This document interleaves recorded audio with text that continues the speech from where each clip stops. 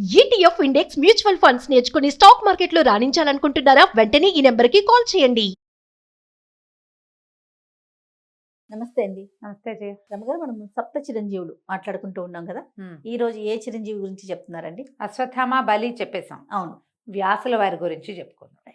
భారత జాతి అసలు తెల్లవారు లేచి భూదేవికి దండం పెట్టాక ఎవరికి మొట్టమొదట దండం పెట్టాలంటే ప్రతి భారతీయుడు నమస్కరించవలసింది వేదవ్యాసుడికే. అంతటి చరిత్ర, అంతటి మహానుభావుడు, మామూలు వాడు కాదు ఆయన. వ్యాసుడే లేకపోతే మనకి భారతం లేదు, భాగవతం లేదు, కృష్ణుడు లేడు, అష్టాదశ పురాణాలు లేవు, వేదాలకి 4 చతుర్విధాలు లేవు, మన విధి విధానమే లేదు లేదు కదండి.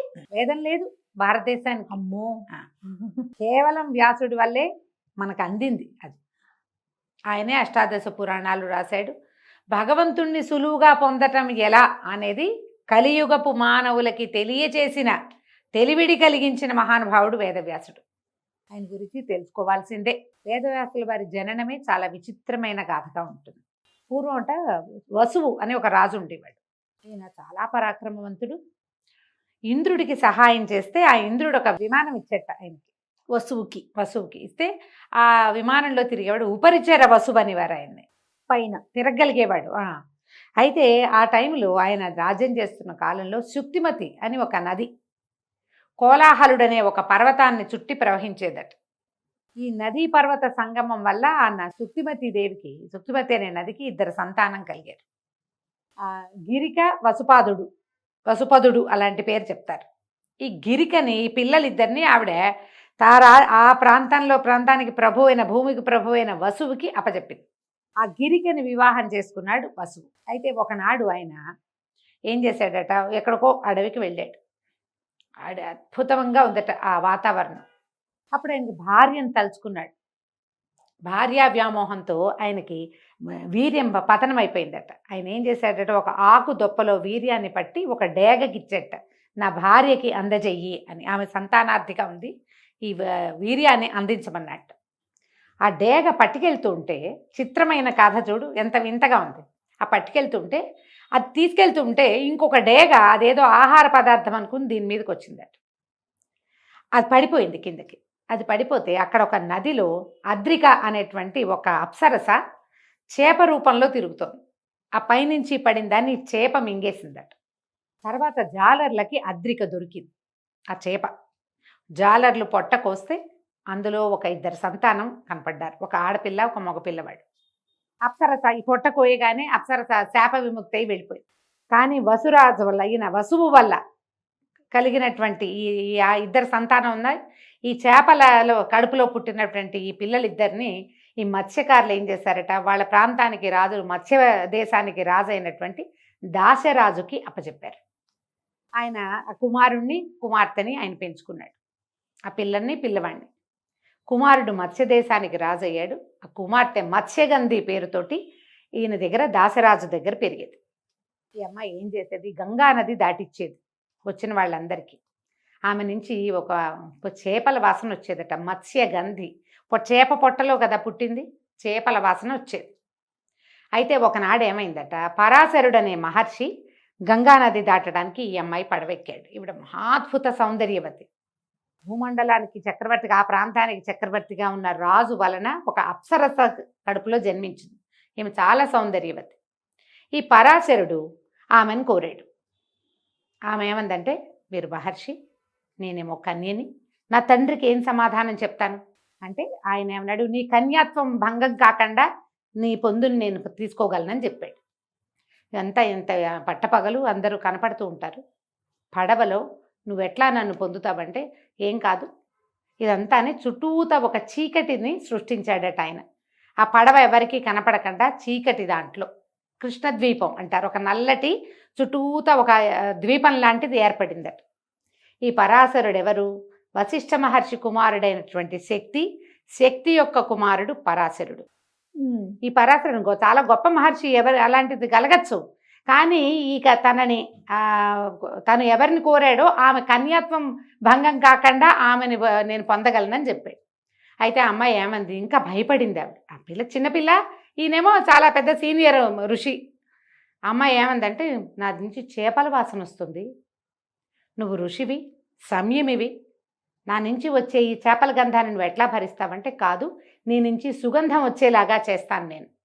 నువ్వు ఎక్కడ నిలబడితే అక్కడి నుంచి యోజనం వరకు, కొన్ని మైళ్ళ వరకు నీ నుంచి సుగంధం వస్తుంది. నువ్వు మత్స్యగంధివి కాదు, ఇక నుంచి యోజన గంధివి నువ్వు అని చెప్పాడు. ఆమెతోటి గడిపాడు ఆ పడవలో. ఆమెకి వెంటనే ఒక కుమారుడు కలిగాడు. ఈ నల్లటి ద్వీపంలో పుట్టడం వల్ల కృష్ణద్వైపాయనుడు అన్నారు ఆయనే వ్యాస మహర్షి. ఈయన ఎంత చిత్రమైన జన్మ కలిగింది.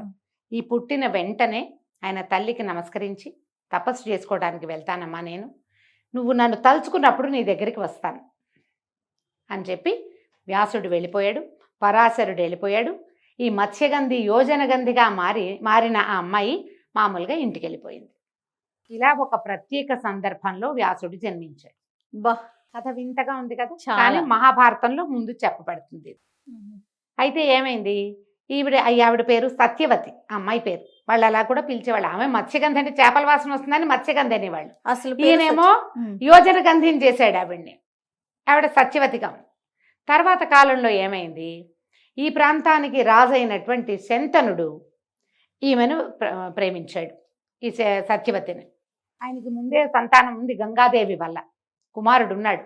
కానీ ఈ అమ్మాయిని పెళ్లి చేసుకుంటానంటే దాసరాజు ఏమన్నాడు, మా అమ్మాయిని కావాలంటే నీకు ఇస్తా, సత్యవతిని నీకు ఇస్తాను, కానీ ఆవిడకి పుట్టిన కుమారుడే రాజు కావాలి అంటే. ఈయనకు ఆల్రెడీ కొడుకున్నాడు, భీష్ముడు. ఆయన పేరు భీష్ముడు కాదు, అప్పటికి దేవవ్రతుడు. ఈయనకి పెద్దవాడు యుక్త వయస్కుడైన కుమారుడు ఉండి, ఇప్పుడు ఆ అబ్బాయి రాజ్యానికి రావాలి, ఈవిడ కొత్తగా పెళ్లి చేసుకుని అమ్మాయి కుమారుడికి రాజ్యం ఎట్టా ఇస్తాడు, ఆయన ఊరుకున్నాడు. ఊరుకుంటే ఆయన ఆవిడ్ని తలుచుకుని బాధపడుతున్నాడని కుమారుడైనటువంటి దేవవ్రతుడు తెలుసుకుని అతను దాసరాజు దగ్గరికి వచ్చి, నీ కుమార్తెని నా తండ్రికి ఇచ్చే వివాహం చేయి, నాకు రాజ్యం అక్కర్లేదు, ఈవిడికి పింతలికి పుట్టిన సంతానానికే రాజ్యం ఇప్పిస్తానన్నాడు. దాసరాజు అన్నాడు, నాయన ఇవాళ నువ్వు ఒప్పుకుంటావు, రేపొద్దున నీకు పెళ్ళి అవుతుంది, నీకు పిల్లలు పుడతారు, మా నాన్న రాజ్యం వీళ్ళకి ఇచ్చారని వాళ్ళు అడగరా, రేపొద్దునైనా ఈ సమస్య వస్తుంది నాయన, వద్దు మా అమ్మాయిని మీ నాన్నకి ఇవ్వనంటే ఆయన ఏమన్నాడు వెంటనే, కాదు అసలు నేను వివాహమే చేసుకోను, ఆ జన్మాంతము బ్రహ్మచారిగా ఉంటానని భీషణమైన ప్రతిజ్ఞ చేశాడు తండ్రి వివాహం కోసం. ఈ ప్రతిజ్ఞ తర్వాత ఏమైంది, దాసరాజు ఒప్పుకున్నాడు, తండ్రి బాధపడ్డాడు, కానీ సత్యవతిని వివాహం చేసుకున్నాడు. భీష్ముడు ఇంకా పెళ్లి చేసుకోవాలి. భీష్ముడిది ఒక ప్రత్యేకమైన గాథ మళ్ళీ ఇంకోసారి చెప్పుకున్నాం, ఈ లైన్లో ఆయన లేడు కదా. ఈ వివాహం అయిన తర్వాత ఆవిడకి 2 కుమారులు కలిగారు రాజుగారి వల్ల, శంతనుడి వల్ల. చిత్రాంగదుడు, విచిత్ర వీరుడు. వీళ్ళు కొంచెం సామాన్యమైన వాళ్ళు, వాళ్ళని భీష్ముడే రక్షించేవాడు. ఒకడు మరణించాడు, 2వ వాడికి వివాహం చేయాలని సంకల్పించారు. ఈయన ఏం చేశాడు, రాజు గారు తమ పిల్లలకి కూతుర్లకి స్వయంవరం ప్రకటిస్తే వెళ్ళి ఆ 3 అమ్మాయిల్ని మా తమ్ముడికి ఇచ్చి పెళ్లి చేస్తానని 3 తీసుకొచ్చాడు. అంబ, అంబిక, అంబాలిక అని 3 అమ్మాయిలు, 3 తీసుకొచ్చారు. తీసుకొస్తే అందులో అంబ ఏమంది, నేను సాల్వుడిని ప్రేమించాను, అతను ఎలాగో వచ్చాడు, అతనికి దండేద్దాం అనుకున్నాను, నువ్వు నన్ను తీసుకొచ్చేసావు, నాకు మీ తమ్ముడితో పెళ్లి ఇష్టం లేదని. భీష్ముడు అన్నాడు, నీ దారి నువ్వు వెళ్ళమ్మా అని పంపేశాడు. అంబిక, అంబాలికల్ని ఈయనకి ఇచ్చి పెళ్లి చేశారు విచిత్ర వీరుడి తమ్ముడికి. ఈ వెళ్ళిన అంబ రకరకాల సమస్యలు ఎదుర్కొంది, ఆవిడ దారి ఆవిడది. ఇక్కడ వివాహం అయిందా, కొంతకాలానికి అనారోగ్యంతో విచిత్ర వీరుడు మరణించాడు. కోడళ్ళిద్దరూ ఉండిపోయారు, కుమారుడు మరణించాడు. ఇప్పుడు ఈ రాజ్యానికి, కురు సామ్రాజ్యానికి ఎవరు, శంతన మహారాజు పాలించినటువంటి కురు సామ్రాజ్యం హస్తినాపురమే. దీనికి రాజు ఎవరు, ఆ కోడళ్ళు ఉన్నారు కానీ పిల్లలు లేరు. భీష్ముడిని పెళ్లి చేసుకోమని బతిమలాడింది ఆవిడ. నేను ప్రతిజ్ఞ చేశాను, నేను పెళ్లి చేసుకోను అన్నాడు. చేసుకోనంటే ఆవిడేముంది, దేవర న్యాయం అని ఒక న్యాయం ఉంది. ఈ దేవర న్యాయం, ఇలాగ సంతానం లేకపోతే బావగారో మరిదో వీళ్ళతోటి వీళ్ళని వివాహం చేసుకోకుండా వీళ్ళకి సంతానాన్ని ఇవ్వచ్చు, రాజ్యానికి వారసులు ఉంటారని అడిగితే దానికి కూడా ఆయన ఒప్పుకోవాలి. అయితే అప్పుడు వీళ్ళు కొన్ని పాత గాథలు విని ఏమన్నారంటే, ఎవరైనా ఒక ఉత్తమ బ్రాహ్మణుడి వలన ఈ స్త్రీలకి, అంటే ఈ భర్తలు చనిపోయినటువంటి వీళ్ళిద్దరికీ సంతానాన్ని గనక కలిగిస్తే ఆ సంతానం క్షేత్రజులుగా వాళ్ళకి ఆ అధికారం వస్తుంది. ఉండేది అట్లాంటివి జరిగేవి అప్పట్లో, ఉన్నది ఒక తర్కాణం కూడా చెప్పాడు. అప్పుడు ఈ సత్యవతీదేవికి జ్ఞాపకం వచ్చింది. భీష్ముడు ఒప్పుకోవట్లేదు, భీష్ముడు ఈ రాజ్యానికి రాజకుమారుడు అయినప్పటికీ తనకొక కుమారుడు ఉన్నాడు. ఎవరైనా వేదవ్యాసుడు. వ్యాస మహర్షిని పిలవాలని అనుకున్నాడు. ఆయన్ని తలుచుకుంటే ఆయన ప్రత్యక్షమయ్యాడు. అప్పటికే మహాతపస్విగా ఉన్నాడు ఆయన. ఆయన్ని అడిగింది, అయ్యా ఇట్లా నేనేమో నాకు 2 కుమారులు కలిగారు, 2 మరణించారు, కోడళ్ళు ఉన్నారు, ఈ రాజ్యానికి వారసులు లేరు, కాబట్టి నా కోడళ్ళకి సంతానాన్ని అనుగ్రహించమని. సరేనని ఒప్పుకున్నాడు ఆయన తల్లి కోసం. ఒప్పుకుంటే అంబికకి అంబాలికకి చేరుకో సంతానము కలిగింది. ధృతరాష్ట్రుడు, పాండురాజు. ఈ వచ్చిన మహర్షిని చూసి భయపడ్డందుకు, కళ్ళు మూసుకున్నందుకేమో అంబికకి ధృతరాష్ట్రుడు పుట్టుగుడ్డివాడిగా జన్మించాడు. ఆయన చూసి భయంతో పాలిపోయినందుకు అంబాలికకేమో పాండురాజు పాండురోగంతో పాలిపోయిన వంటి శరీరం కలిగిన వాడు జన్మించాడు. ఇద్దరు మహాబలవంతులే. ఋషి వలన అద్భుతమైన సంతానమే కలిగింది. మళ్ళీ ఈ పిల్లవాడు కళ్ళు లేగని పిల్లవాడుగా ఉన్నాడు కాబట్టి మళ్ళా పెద్ద కోడల్ని పంపించింది ఆవిడ. పంపిస్తే ఆవిడేం చేసింది, ఈసారి ఆ మహర్షి దగ్గరికి వెళ్ళటం ఇష్టం లేక తన దాసిని అలంకరించి పంపించింది. దాసి పరమభక్తితో వ్యాసుడిని సేవించింది. ఆవిడకి విదురుడు పుట్టాడు. వీళ్ళ ముగ్గురు ఈ కురు సామ్రాజ్యానికి ఒకడు రాజు, రెండోవాడు రక్షకుడు, మూడోవాడు మంత్రి. ధృతరాష్ట్రుడు పుట్టుగుడ్డివాడు కాబట్టి కన్ను లేని వాళ్ళకి మరి దివ్యచక్షువుగా ఉన్నాడు కదా, రాజ్యం ఇవ్వడానికి వీల్లేదు. అందుకని పాండురాజును రాజును చేశారు. ధృతరాష్ట్రుడు రాజుగారు అన్నయ్యగా ఉన్నాడు తొలుత. విదురుడు. వీళ్ళ ముగ్గురు చక్కగా చదువుకున్నారు, విద్యలు నేర్చుకున్నారు, శస్త్ర విద్యలు వచ్చినాయి పుష్కలంగా. ఈ కథ ఇట్లా నడిచింది. వీళ్ళకి సంతానాన్ని అనుగ్రహించినటువంటి వేదవ్యాసుడిని ఎప్పుడూ వాళ్ళు తండ్రిగా గౌరవించటం కానీ, వీళ్ళు తన కుమారులని క్లెయిమ్ చేయటం కానీ జరగల. వీళ్ళకి ఏమంటారు, వెల్ విషర్గా మాత్రమే ఉన్నాడు. కురు సామ్రాజ్యానికి శ్రేయోభిలాషిగా ఉన్నాడు ఆయన. తన పని అయిపోయింది, తల్లి అడిగింది చేశాడు, అంతే. ఆ స్త్రీల పట్ల కానీ, ఆ కుమారుల పట్ల కానీ ఆయన ఏ రకమైన సొంతధనాన్ని ఆయన ప్రదర్శించలేదు. ఇది ఇలాగా. ఇవి కాకుండా ఆయనకు సుఖమహర్షి కుమారుడిగా జన్మించాడు. శుకుడు కూడా ఆయన పరమాద్భుతమైన మంత్రవేత్తగాను, తర్వాత మహర్షిగాను, ఋషిగాను ఉన్నాడు. ఈ కథలు ఇట్లా నడుస్తున్నాయి. ఈయన ఏం చేశారు, దీన్ని వేదం ఏకీభూతంగా ఉండేది. దాన్ని 4 భాగాలుగా విడదీసి మానవులకి అందించాడు. కానీ వేదం అపౌరుషమైన వేదాన్ని మానవుల్ని చేసింది కాదు, అది భగవంతుడి సృష్టి వేదం. అందులోని విషయాల్ని మానవులు సులువుగా అర్థం చేసుకోవటానికి వీలుగా పంచమ వేదం అని చెప్పబడేటువంటి మహాభారతాన్ని కూడా రాశాడు ఆయన. ఈ మహాభారత గాథ అంతా ఆయన కంటి ముందే జరిగింది. ఆయన వల్లే వీళ్ళు కలిగారా, తర్వాత వీళ్ళంతా పెద్దవాళ్ళు అయ్యారు, వాళ్ళకి పిల్లలు కలిగారు, వాళ్ళు వీళ్ళు కొట్టుకున్నారు, చివరికి కురుక్షేత్ర సంగ్రామం అయింది. ప్రతి అడుగడుగున వేదవ్యాసుడు ఈయన వస్తూనే ఉన్నాడు ఇక్కడికి, వీళ్ళ దగ్గరికి. అవును, వీళ్ళు వెళ్తున్నారు, ఆయన వస్తున్నాడు. ఒక్కొక్కళ్ళకి ఒక్కొక్క రకమైన బోధ చేశాడు ఆయన. పాండవుల్ని బోధించాడు, ధృతరాష్ట్రుడికి బోధ జరిగింది. అన్ని సందర్భాల్లోనూ వేదవ్యాసుడి ప్రెజెన్స్ ఉంది మహాభారతంలో. మహాభారతం అంతా అయిపోయాక ఆయన ఆలోచిస్తూ అదంతా పునరావృత్తి చేసి దీన్ని ఒక లైన్గా రాసి అప్పచెప్దాం ప్రజలకి అని భావించి తను చెప్పేదాన్ని రాయటం కోసం గణపతిని ప్రార్థించాడు, విఘ్నేశ్వరుణ్ణి. మహాభారతం గంట మాక్కండా రాయాలి నేను చెప్తానంటే, వినాయకుడు ఏమన్నాడంటే, ఆపితే ఆగిపోతా, ఇక నేను రాయను, ఆపకూడదు, నువ్వు అట్లా చెప్తూ ఉంటే నేను రాసేస్తా అనేసరికి ఇప్పుడు ఈయన ఆలోచించాడు. ఎక్కడైనా తను ఆలోచించుకోవటానికి కానీ, తను కొంచెం ప్లాన్ చేసుకోవటానికి కానీ ఆగకుండా ఎట్టా కుదురుతుంది, ఫ్లో ఆగితే రాయని అంటున్నాడు గణపతి. అందుకని ఆయన ఏం చేశాడు, వేదవ్యాసుడి వ్యాస మహర్షి ఈ మహాభారతాన్ని చెప్పడం మొదలుపెట్టారు. చెప్పటం ప్రతి 10 శ్లోకాలకి ఒకసారి ఒక పెద్ద శ్లోకం చెప్పటం. ఈయనకి ఏమిటంటే, గణపతికి తనకు అర్థం కాకపోతేనే స్లో అవుతాడు, ఆయనకి అన్నీ అర్థమైపోతాయి. ఆయన ఇదేమిటి అని ఆలోచించే సమయంలో ఈయన ఇంకోటి ఆలోచించుకునేవాడు. అందుకని 10 శ్లోకాలకు ఒక్కొక్క పెద్ద శ్లోకం చొప్పున, ఒక బలమైన శ్లోకం చొప్పున చెబుతూ మహాభారతాన్ని రాయించాడు. గ్రంథులు అంటారు వాటిని. ఒక చిన్న గ్రూపు అవగానే ఒక పెద్ద శ్లోకం ఒకటి ఆలోచించుకోవటం, తను ఆలోచించడానికి తను కొత్త ఎత్తుగడ, ఆ కథను ఎక్కడి నుంచి మొదలు పెట్టాలి, ఎవరి నుంచి స్టార్ట్ చేయాలి, దీని తర్వాత ఆయన గుర్తు కూడా చేసుకోవాలి కదా.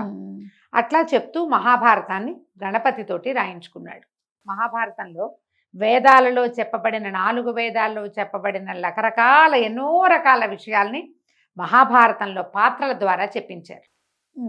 మహాభారతంలో ఇంకొక ప్రత్యేక ఘట్టం ఉంది, ఏమిటది, భగవద్గీత. ఉపనిషత్తుల సారం అని చెప్పబడేటువంటి భగవద్గీతని కూడా ఈ మహాభారతంలో పొందుపరిచారు. అందుకని మహాభారతాన్ని పంచమ వేదం అంటారు. 4 వేదాలు కాకుండా 5వ ఐదో వేదం వేదం. ఇది. అదే కథారూపంగా ఉన్నప్పటికీ ఎన్నో ధర్మ సూక్ష్మాలు ఉన్నాయి అందులో. అదంతా వ్యాస భగవానుడే మనకు అందించాడు. అయితే వ్యాసుల వారు చిరంజీవని ఆయన తండ్రి చేతే అలాంటి వరాన్ని పొందారు. కాళిదాస మహర్షి కాలంలో వ్యాసుల వారిని కాళిదాసు చూసినట్టుగా కొన్ని ఘటనలు చెప్పబడతాయి. ఓహో, ఆయన ఉన్నారని. కాళిదాస్ అంటే మళ్ళీ ఏదో యుగం వాడు కాదుగా, మన యుగం అనేది అంతే మన కదా. ముందు తరాల వాడు. ఆ, 1-2 ఆయన శతాబ్దాలు. చూసారట. కాళిదాసు చూశాడని కాళిదాసు యొక్క కథల్లో ఆయన వ్యాసుల వారిని చూసిన ఇది చెప్తారనమాట. అంటే దీన్ని బట్టి మనం చిరంజీవిగా అనుకోవాలి. ఆయన చిరంజీవిగానే ఉన్నాడు.